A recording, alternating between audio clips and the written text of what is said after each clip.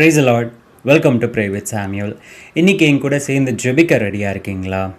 யோபு 9ஆம் அதிகாரம் 10ஆம் வசனத்தில் நாம் வாசிக்கிறோம், கர்த்தர் ஆராய்ந்து முடியாத பெரிய காரியங்களையும் எண்ணி முடியாத அதிசயங்களையும் செய்கிறார்.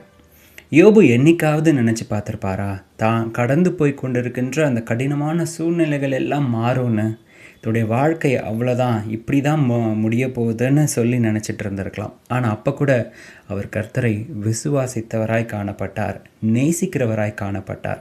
கர்த்தருடைய கரத்தில் நன்மைகளை பெற்ற நாம் தீமைகளை பெற வேண்டாமா அப்படின்னு கர்த்தரை நேசிக்கிறவராய் காணப்பட்டார். இருந்தாலும் அவருடைய விசுவாசத்தின் நிமித்தம், அவர் உத்தமமாய் நடந்தது நிமித்தம் கர்த்தர் அவருடைய உபத்திரவங்கள் எல்லாவற்றையும் நீக்கி இரட்டிப்பாக ஆசீர்வதித்தார்.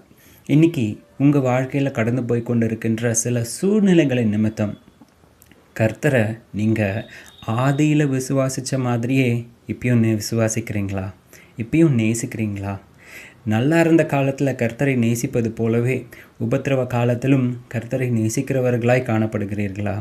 என் வாழ்க்கையில் இவ்வளோ கஷ்டம் வந்துருச்சு, கர்த்தர் கை விட்டுட்டாரு, என் வாழ்க்கையில் எந்த ஒரு நன்மையும் காணப்படலைன்னு சொல்லி கர்த்தரை விட்டு விலகுகிறவர்களாய் காணப்படுறீங்களா? கர்த்தர் என்றைக்குமே நம்மளை கைவிடவே மாட்டார். விசுவாசத்தோடு காத்து கொண்டு இருக்குங்க. கர்த்தர் அனுமதிக்கிற காரியம் எல்லாம் ஏதோ ஒரு நன்மைக்காக மட்டுமே. விசுவாசிக்கிறவர்களாய் கர்த்தருடைய கரத்தை கெட்டியாக பிடிச்சிக்கோங்க. எந்த ஒரு சூழ்நிலையிலும் அவர் கரத்தை மட்டுமே விட்டுறாதீங்க. இந்த உலகத்தில் யாராலையுமே நம்மளுடைய சூழ்நிலைகளை மாற்றவே முடியாது. கர்த்தர் ஒருவரால் மட்டும்தான் முடியும்.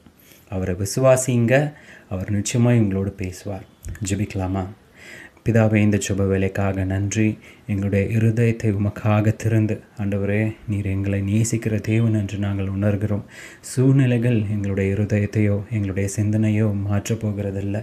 எல்லா சூழ்நிலைகளையும் ஆண்டவரே, நாங்கள் உங்களை நேசிக்கிறவர்களாய் காணப்பட எங்களுக்கு பலன் கொடுங்க.